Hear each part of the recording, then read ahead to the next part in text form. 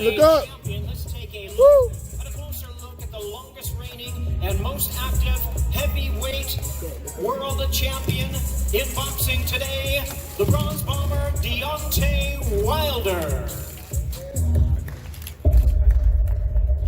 We all know it's not a secret no more. I have power. I'm 41-0 with 40 KOs. Every man stepping in the ring, I've knocked him out. King Kong got shit on me. Now,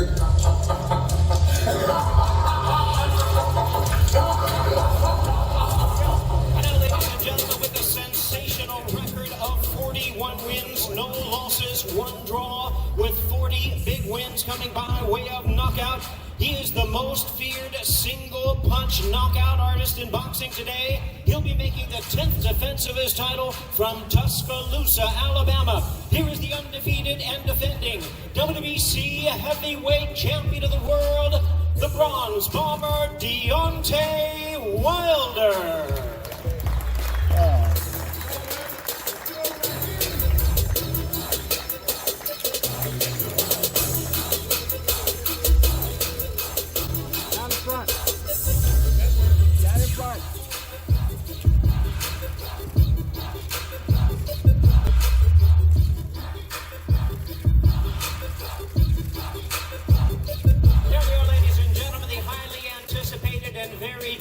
Rematch, 12 rounds for the WBC Heavyweight Championship of the world. The bronze bomber, Deontay Wilder versus Luis King Kong Ortiz. Luis, look it up, guys.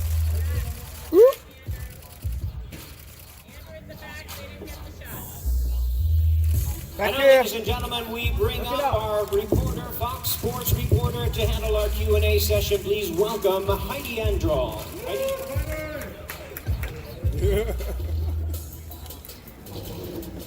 Thank you very much, Jimmy. Thank you to all of the media joining us here today, and of course to all of you watching around the world. It will be fireworks on Saturday night.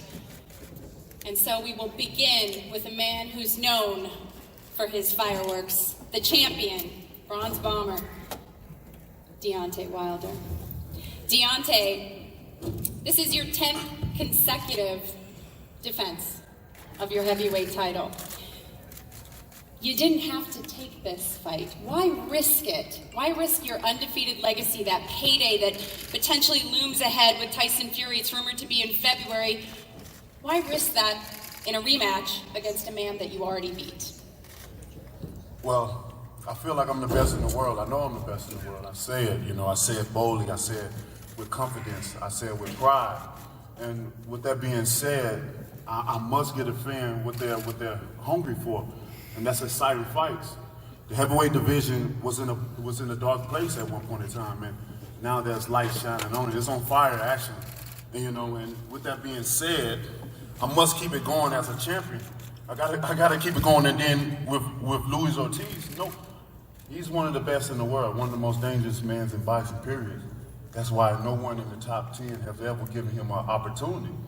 They call him old and different things like that, but the logic of it don't make sense, because if he's old, then that's easy. You're supposed to get in there. You no fear at all. That's an easy fight to take if he's so old. That's what I see. But in reality, they know what they're facing, And the first time it was high risk, low rewards. This time is a little bit different, but I'm blessed with the opportunity again. The first time I grew a bond with him because of his situation with his daughter and my daughter, so I understood. If no one understood, I understood the most because of my daughter born with spina bifida. So me looking up on the landscape of the heavyweight division and seeing that still this man had no opportunity. He had to fight lower opposition, because no one would give it. So I look at this and I say, I want to do it again. It was an amazing fight the first time. Even though he gave you trouble in that fight. Do you make adjustments in this fight? That's what it's all about. That's what it's all about. I'd rather go through stuff or go through situations in the ring than go through my whole career being perfect. What can I say, or what kind of legacy would I have if I went my whole career just washing everyone out, you know? It's admirable. So you gotta have something to be able to remember me by, remember myself. Well, you know, that's what it's all about. And I wanted to bless him again because I was looking, I see these guys don't want to fight him, period. And I'm blessing him again with the opportunity to be on pay-per-view. This may be his last time here. You know, who knows, you know? He's getting up there. Let's ask him. You know, and I wanted to give him an opportunity to be on chance to be on pay-per-view and gain money for his family. And like I told him, you know, when I seen him at Fox, I want him to get the best of the best doctors for his daughter. And this is why we're here. Very respectable, and I know there's a mutual respect between the two of you. Luis, I have to ask you because you are looking fit and fierce coming into this fight. Herman Casero, your trainer, has told me that you had 6 weeks before that last fight with Deontay. This time you had a full 12 weeks. You brought in Coach Wade, who is part mad scientist, part strength and conditioning coach. How will this Luis Ortiz be different against Deontay Wilder this time around? Ante todo, quiero agradecerle a Dios, a Deontay por esta oportunidad, a Jaime, a mi team por creer en mí. Yo me siento agradecido de la vida. Tengo a mi hija, entre lo que cabe está bien. Eso doy gracias a Dios por todo. Lo que queda por decir, nada, es que voy a salir, no es mi última oportunidad como dice Deontay, que esta puede ser mi última. Yo me retiro cuando Dios quiera y cuando yo diga. First of all, I want to thank God, I want to thank the press, I want to thank Al Heyman, I want to thank my team. For me being here in this fight, I want to also thank Deontay Wilder. And this is what life is all about. I mean, I have my daughter, I've been blessed, but this is not how Deontay is saying. This is not going to be my last opportunity. I'm here to fight, and that's what you said. Well, I know you've lost about 20 pounds. Your team telling me that you're throwing punches faster, that you plan to close the distance with Deontay. How do you do that? Eso está cuando suena el campanazo el sábado en la noche, porque uno a veces entrena para un objetivo y cuando llega al ring todo se dificulta. Hay que mantenerse enfocado y hacer su trabajo. No, but we'll see that when the bell rings, because we have a plan, but things change. Sure. So the deal is that we can adapt to whatever is being thrown out at us, and that's what people see on Saturday night. All right, speaking of change, a debut in a new division for Leo Santa Cruz, your debut at super featherweight, 130 pounds. In your last fight, I was sitting in the corner talking to your brother Antonio about your volume of punches, over 1,200 thrown in that last fight. Do you expect to have that same kind of volume at 130?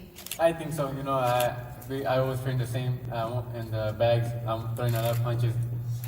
Every minute of the round, I'm throwing a lot of punches. My dad says that the 3-minute round, you have to be working, throwing punches, and that's what I do.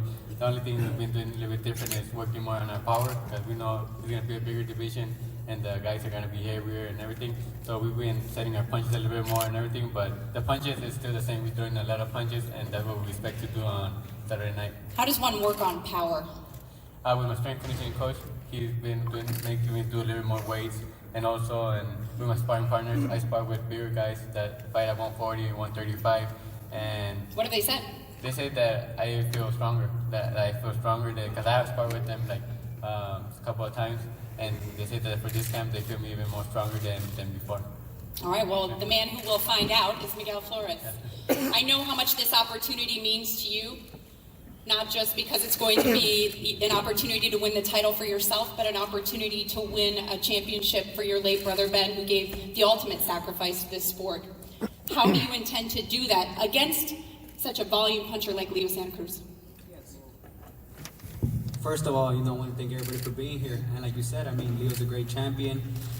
Actually a little jealous of him because you guys are all family, his brothers and stuff. But I know my brother's going to be there with me on Saturday night as well. And we've worked hard. It's all about, in boxing, people see the hands, fly, but it's all about ring knowledge, and I got that, and we're gonna offset them. We're gonna come away with the victory Saturday night. We're looking forward to that one. It will be the co-feature of the night. As I mentioned, fireworks. Deontay,